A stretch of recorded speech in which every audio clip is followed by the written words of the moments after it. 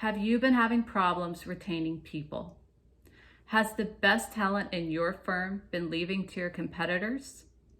Has the COVID pandemic turned your workplace upside down? Resignations, new rules, new ways of working? Or has your corporation gone to consultants from the big 5 firms, yet all the results you got were a bunch of hollow buzzwords, a reorganization of your business causing uncertainty, profit loss, and talent flight? And have you ended up no better than how you started? Let's get down to truth. There's an ancient theory embraced by shamans, mystics, psychologists that basically states that when you were born, you undergo some emotionally charged event that causes you to separate from your soul or true self. And from this separated space, you constructed a new self, a false self, that has been tainted with the meaning that you placed on that negative emotionally charged event that causes you to not act in ways that are true to your soul and how you were born.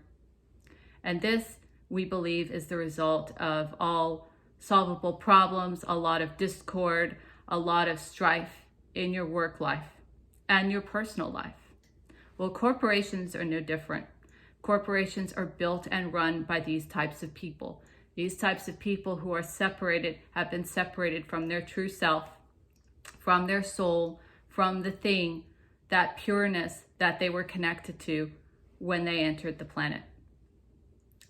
And the more authentic and real you are, the more direct, clear, straightforward, and whole you're going to be, and the more clear your mission and the steps you take to that mission and aligned everybody is going to be with that mission, and the more successful and impactful your company will be. That's the truth. So who am I? I'm Anna, founder of Empath in the Office, where we help corporations reconnect with their soul to keep top talent, align strategy to goals, processes, and jobs, and to achieve maximum results from your leaders and your employees. I've been in finance for more than 15 years. I started my career in investment banking, and I went to Spain to get an international MBA at the top, one of the top MBAs in the whole world, ESA Business School. I've worked in private equity. I've done currency trading. I came back and I did trade finance. And then I went into global HR, where I led talent acquisition teams on strategy in an entrepreneurial environment, as well as coached many people. I've learned from top producers and coaches like Tony Robbins, top psychologists like Jordan Peterson. I've learned from top counselors like John Gottman. Look up his couples counseling strategies, they're revolutionary.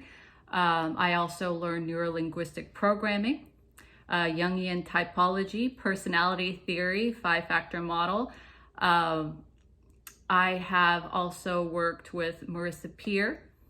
I have worked with David Meerman Scott for the top marketing strategies and techniques. I have a wealth of knowledge, and these are all the things that I acquired when I connected to my soul and I went for what excited me. And that's kind of the start to where human beings become, as Maslow says, self-actualized. And from there, from that place, you can really make an impactful business and life. So let's get into it. Let's get into something, what I can show you and our work together. So let me ask you this. How are the people managed in your firm? Have your managers been promoted because they're very good individual contributors? Do you know what motivates them? Does your managers know what motivates the team that they lead? Do they know this about how their department fits in with the entire company? Do they know what stage of development each person, each team member is? And do you understand what motivates and what stage they are? A lot of companies, they try to put KPIs and profitability metrics for leaders and managers to achieve. That in turn makes them put pressure on their team members. All of this is an old way of doing things. There are many, many ways of motivating and assessing where a person needs to be to achieve these maximum results and goals organically. And that's where I kind of come in. I teach organizational strategy methods based in psychology, based in shamanic practices, based in soul retrieval theory, integral psychology, and human needs theory to help you understand how to map out your jobs and hire the right people, retain the talent, and promote and develop great leaders in your company that your team members want to follow, and so that everyone is aligned. So, for instance, does your company employ a rotating scheme where top talent is rotated from different departments and industries to get a more varied experience level and view?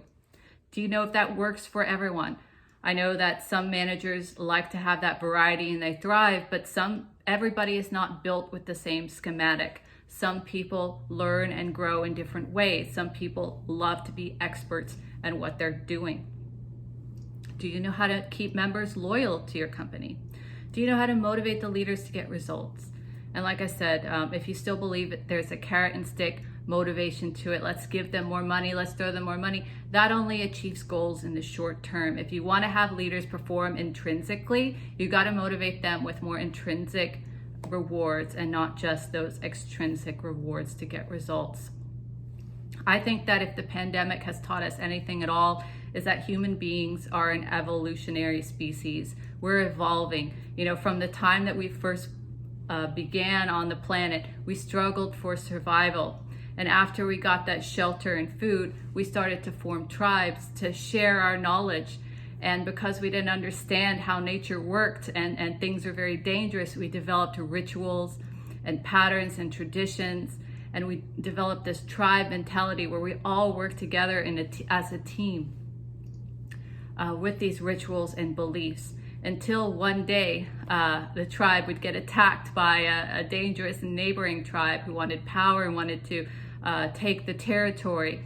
And so we started to develop and become more aggressive, become more, we want to protect our tribe, protect our members of the team from a warring nation. People started fighting, and as we evolved as the human race, we started fighting each other, getting more and more brutal, until somebody thought, hey, killing each other might not be the best solution to everything. Why don't we come up with some rules and frameworks, maybe some moralistic frameworks, maybe some laws.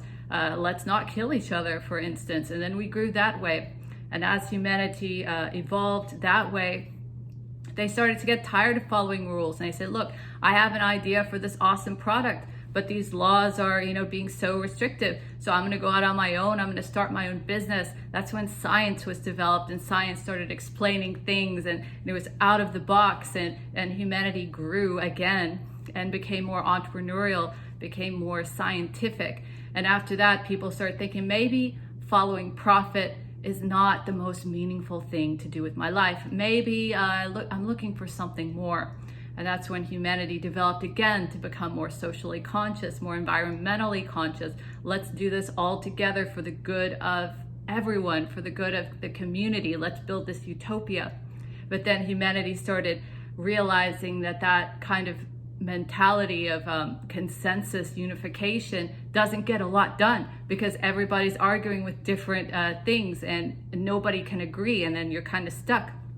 And then humanity evolves past that, and then they realize everybody's in a certain stage, and that stage is okay, and we're going to start from where everybody is at and build a framework that includes everybody. You have the socially conscious things, but we also want to protect individual initiative and, individual thought and creativity and autonomy. And we want to, appreciate where the morality, the old morality traditions and rules got us.